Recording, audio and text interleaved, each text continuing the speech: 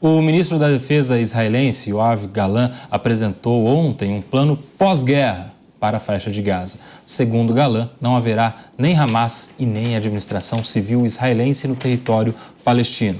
O ministro apresentou as linhas gerais do plano em Gaza, que, segundo Israel, vai seguir até o retorno de todos os reféns, além do desmantelamento das capacidades militares e de governação do Hamas e eliminação das ameaças militares na região.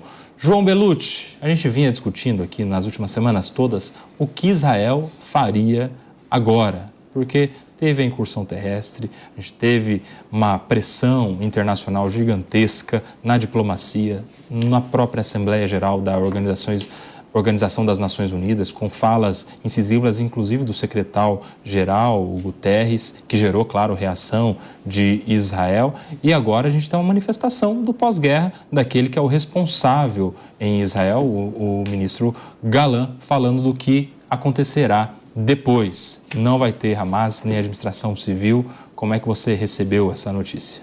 Então, quem que vai administrar, né? Se não é Israel, não é o Hamas, não é a Autoridade Palestina, quem será? É uma situação muito complicada demais para Israel essa situação.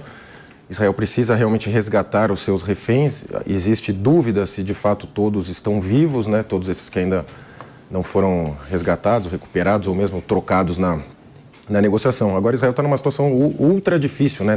Não existe nenhuma situação fácil num pós-guerra e você precisa fazer esses arranjos. Agora eu realmente estou na dúvida quem que vai tomar conta, como que vai ser feita essa transição, porque isso já foi tentado outras vezes e não deu certo. A situação é muito preocupante. Eu gostaria de ver, inclusive, uma proeminência maior dos Estados Unidos, inclusive, ali nessa questão. Acho que seria interessante, viu, Kobayashi? Ô, Mônica, lá atrás, quando a gente estava no início do conflito, muito se dizia que poderíamos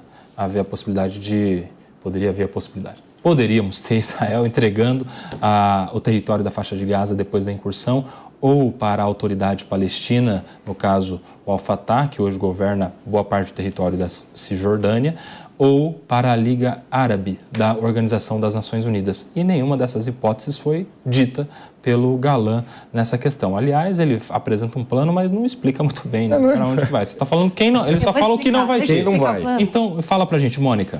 Vou explicar para vocês como que é esse plano que ele trouxe. Então, assim, toda a parte civil seria, sim, administrada por palestinos. Seria, não o Hamas, claro, né? Porque o Hamas estará eliminado. Fico muito feliz que a gente esteja falando disso e acreditando que isso vai acontecer, mas se chegar nesse momento, sem Hamas, os palestinos administram toda a parte civil. Acima dessa gestão palestina, teria um comitê internacional, onde haveria Estados Unidos, onde haveria Israel, onde haveria a comunidade internacional, olhando o que está sendo feito pelos palestinos e investindo dinheiro, tecnologia, know-how, ajudando, viabilizando para que exista crescimento e que volte a ser uma sociedade que funcione. Quem administraria as fronteiras é o Egito.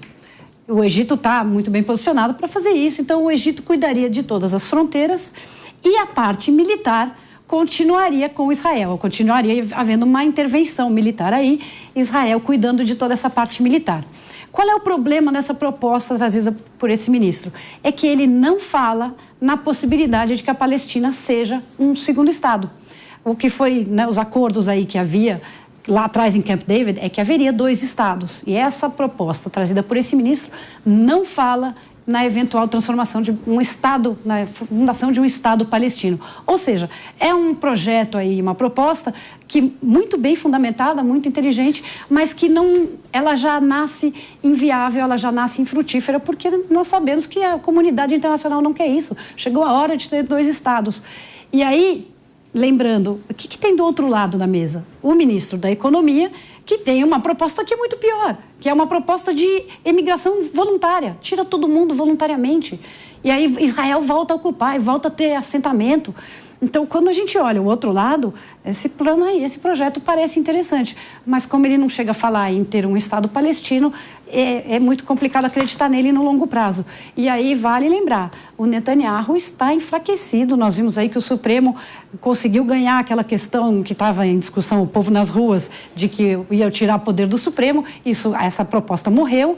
O Netanyahu está cada vez mais enfraquecido, então é muito preocupante como é que nós vamos sair disso. Ô, Mônica, agora uma das grandes finalidades, eram duas, né? Primeiro, exterminar o Hamas ou neutralizar o máximo possível, diminuir o combate, a força, o potencial ofensivo do grupo terrorista. E segundo, e talvez mais importante, na verdade, finalidade, resgatar os reféns. E até agora a gente não tem todos esses reféns resgatados. Como é que se avalia essa questão que é lá em Israel, o que movimenta também a preocupação de muitos israelenses, né?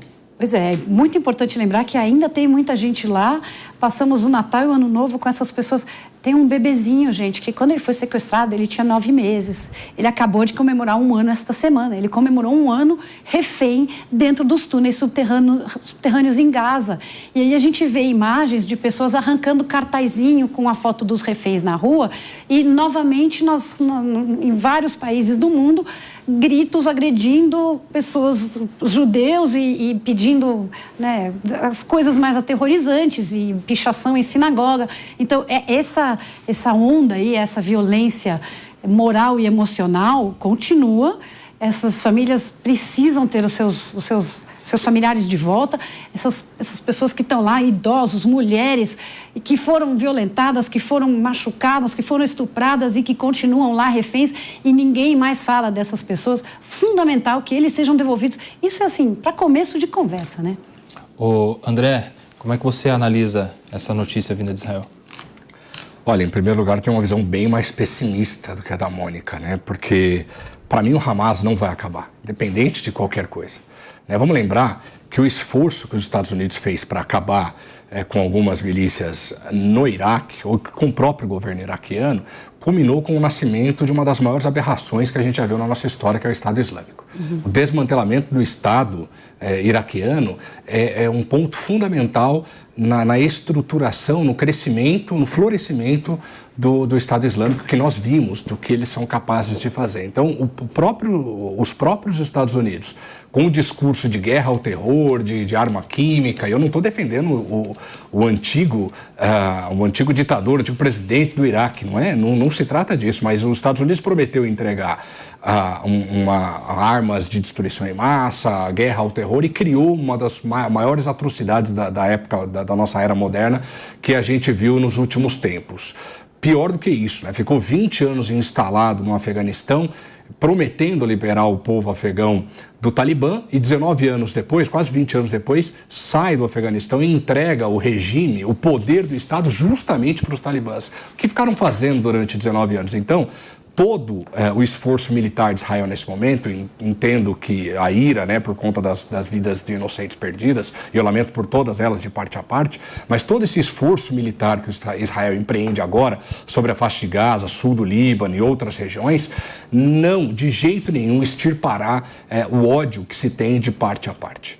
Então, essa guerra tem interesses políticos, geopolíticos e econômicos profundos, e eu lamento, esse é o meu entendimento, infelizmente, de jeito nenhum vai acabar com esse atrito geopolítico que tem na região. Só vai mudar de lugar, aliás, a arma não vai faltar, né? Porque o tanto de recurso, dinheiro e poder bélico que está sendo entregue para a Ucrânia neste momento, tudo isso é escoado por diversos caminhos, né, navais, terrestres, para diversos grupos armados terroristas que tem na região, e certamente a semente para um novo grupo radical nascer está sendo plantada nesse momento. João Belucci, eu quero complementar algo que o André falou, que é essa ideia de muita dificuldade para se exterminar por total o Hamas. É uma dificuldade até porque os grandes líderes do Hamas não estão na faixa de Gaza, onde Israel está promovendo essa incursão, né? Eles estão em outros países, em outros locais muito protegidos, inclusive. A gente viu nessa semana ou semana passada aquele ataque a um grande líder do Hamas que estava no Líbano. E logo após o ataque, a gente já viu uma manifestação de alguns outros países preocupados com isso, como, por exemplo, do próprio presidente francês Macron, até porque o Líbano foi uma colônia francesa há muito tempo, há muitos libaneses na própria França, e isso começa a gerar ali outros interessados e que pressionam para que isso não aconteça. Então, Israel não tem essa de que o líder do Hamas está no Catar, vai lá e mata no Catar. Não tem. Tem uma série de bloqueios que impedem esse tipo de ação israelense. Até por isso é que esses líderes se escondem mesmo atrás desses tantos bloqueios em países em que estarão protegidos. Você acha que o Estado de Israel pode se conformar com essa ideia de que não haverá o fim em definitivo do Hamas?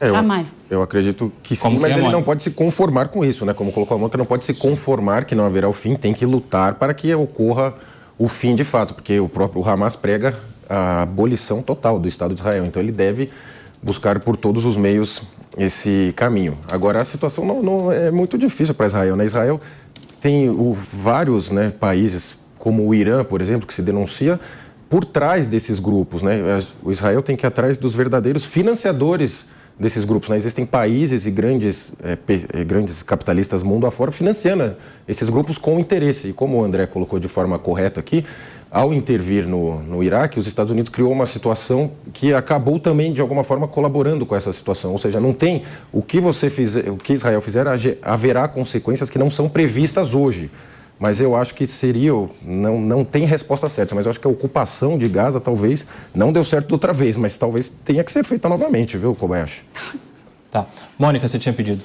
Eu queria responder para o André duas coisas. Primeiro, que a minha fala, eu comecei dizendo vamos acreditar que a gente esteja nesse momento pós-guerra, porque realmente acabar com o Hamas é muito difícil, porque o Hamas não é um grupo de pessoas. O Hamas se tornou uma ideologia, né? Tem gente por aí no mundo inteiro, nas avenidas, com camiseta do Hamas. No Brasil tem. Exato. Não sabe nem o que significa. Se esquecem que é um grupo terrorista. Mas você sabe, Paulo, que às vezes eu acho que sabe o que significa. E o que é pior... Não, é igual quando a gente vê um esquerdista caviar com um boné do MST, num resort na Bahia. Ou um homossexual com a camisa do Che Guevara, né? Tem exatamente isso.